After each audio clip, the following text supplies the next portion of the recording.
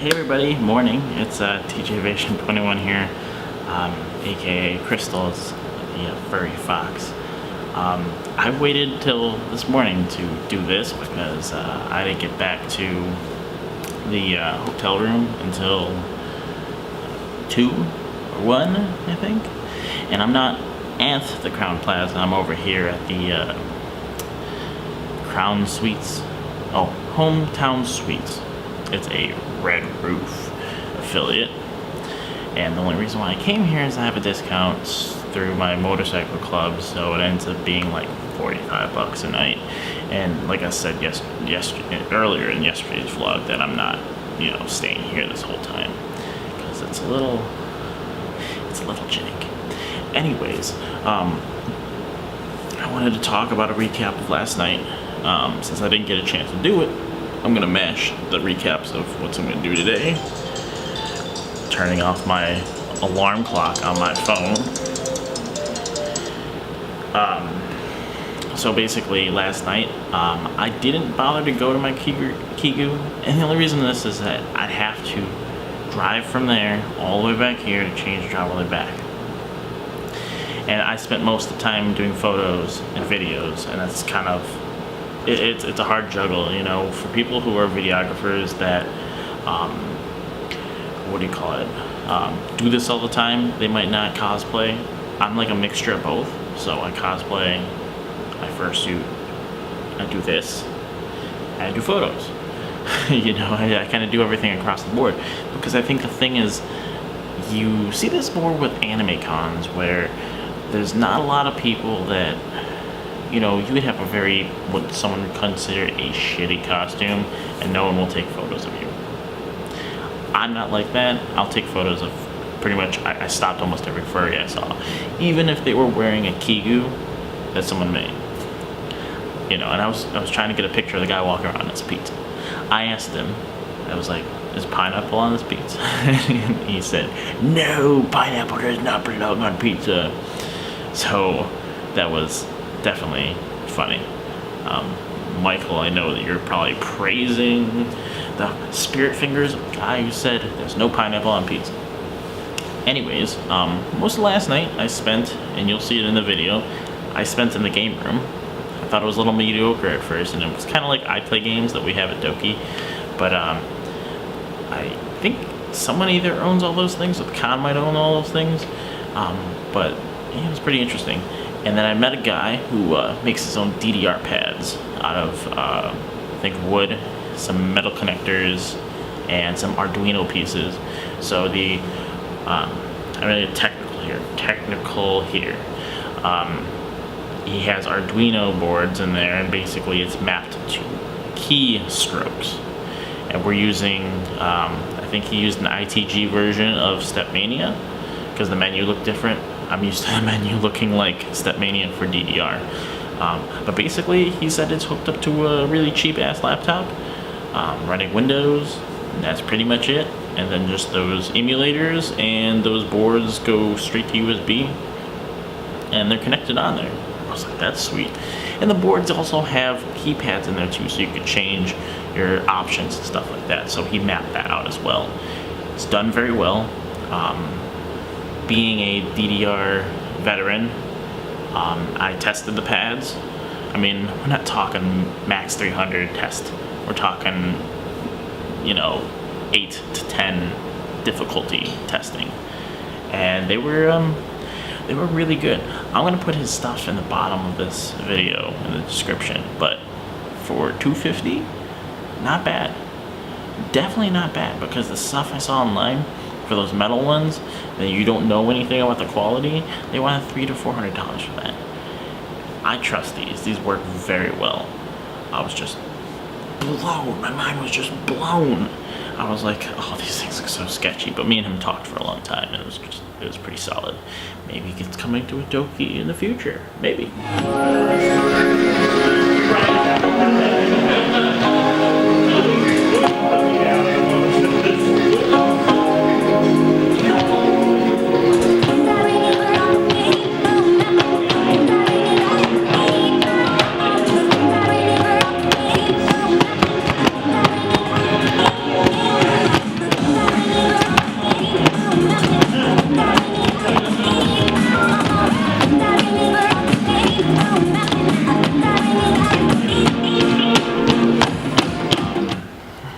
most of the night, because I got there so late, was just pretty much me walking around and taking photos of people, saying hi to everybody and talking to people. I ended up running into an old college friend because I was done talking to the lead tech at the rave, and I'd walked around the corner and I saw his face and we like locked eyes. But it's more of his voice. His voice is very unique.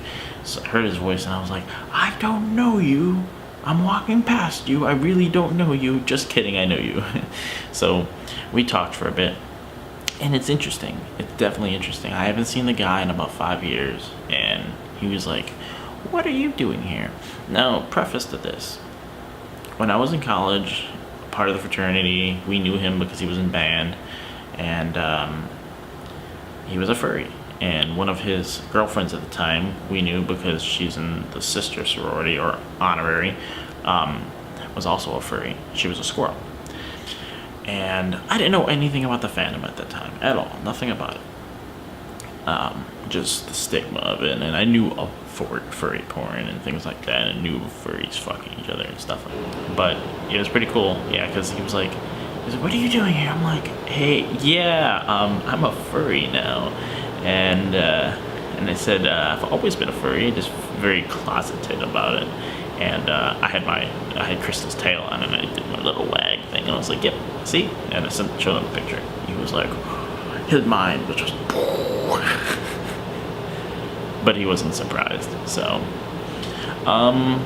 most of the night, I went to the rave, and, you know, I used to be a very shy person.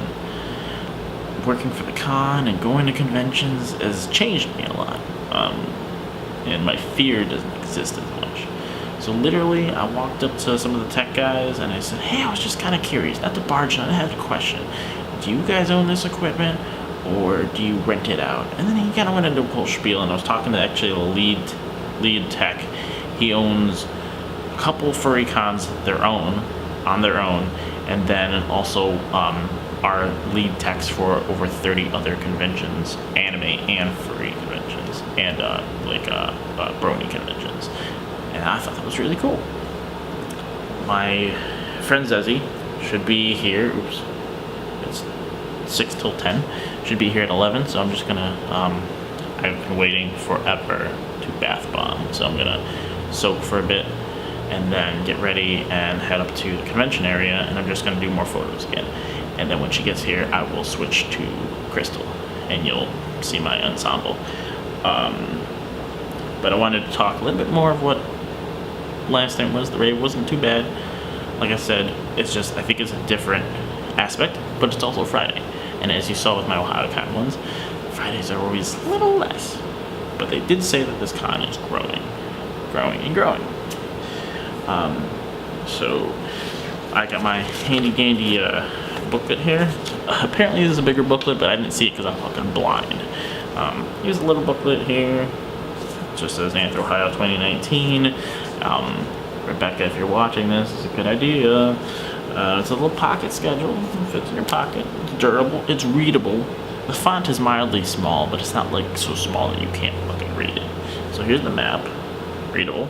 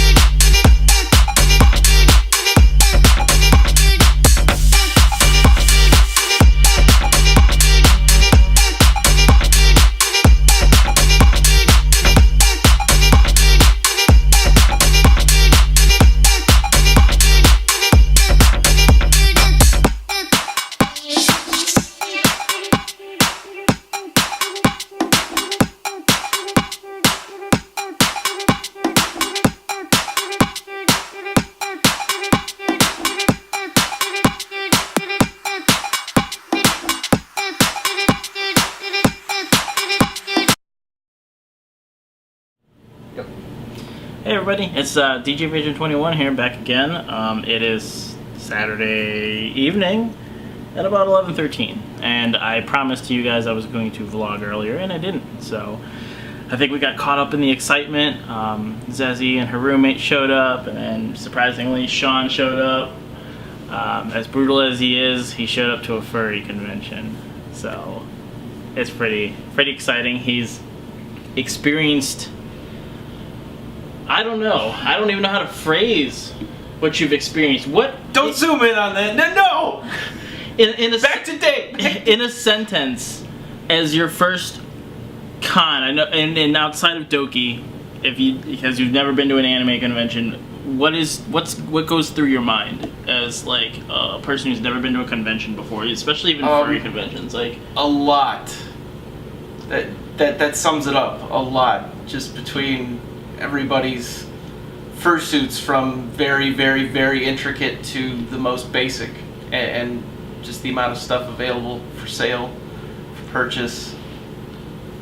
It's different good. though, right? Yes, because like when you run a different. Convention and you get to see the dealer's hall and you're like, yeah, you know, but you have a different stigma because you're like, oh well, I work here, you know, don't worry about I work here, you know, kind of thing. And when you don't, you still have the same persona that you do when you work for a convention, because you understand it. You get right. You know, You get the behind the scenes. what it takes for them to come all the way out to, you know, Ohio and where they come from, and to sell their unique items rather than, you know, try to fend for themselves. Right.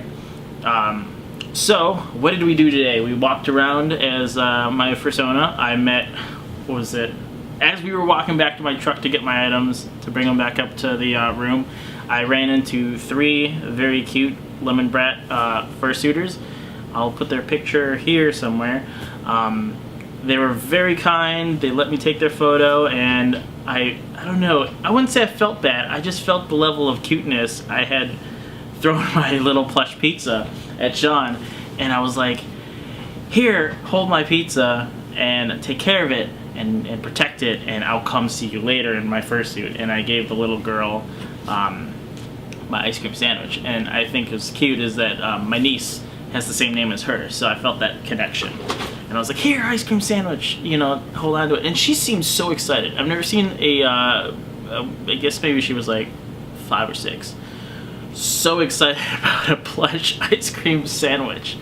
And I had done this outside of suit. So I think what had got them to realize who I was, because they saw my fursuit. They're like, oh, you have a lemon brat suit. What does it look like? And I showed her, and she was like, I've seen your YouTube videos. And I was like, ah. So I gave them my card, and I'm sure they'll follow me on Instagram and YouTube and stuff. So I'm just super excited. And I think what makes me more excited is getting to do this again. And as I told you guys earlier, it's just been very difficult for me to come out and do cons again. But as my first furry con, and this is Saturday already, I'm sad. I'm sad that it's tomorrow, you know?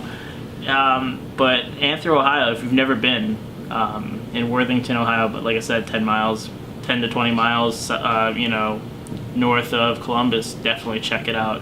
It's a growing con, and I think I could see this con being pretty big over the next couple of years. But tonight we saw the furry dance competition. I've never seen one before in the front of my eyes, not through YouTube, and it was definitely an experience. You could it was interesting. It's definitely something you should see. If you go to another furry con that you've never been to, that's something you should go to.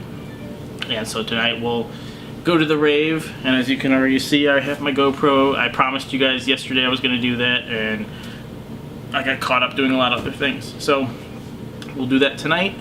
We'll have to go to Waffle House again, because we all want Waffle House. And if you want an honest opinion, if you're really hungry and we're at this venue again next year at the Crown Plaza, don't eat at the place.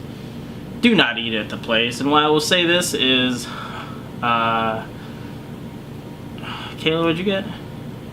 It was a flatbread. A flatbread. Pesto. Flatbread pesto should taste good. What it doesn't taste like is grease. And salt. Grease and grease and grease and salt on top of itself.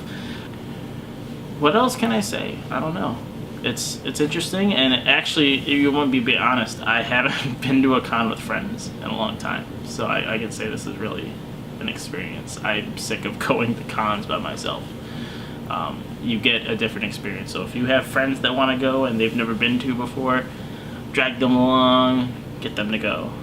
But until then, we may vlog again tomorrow, but it was nice to see you all again. Bye.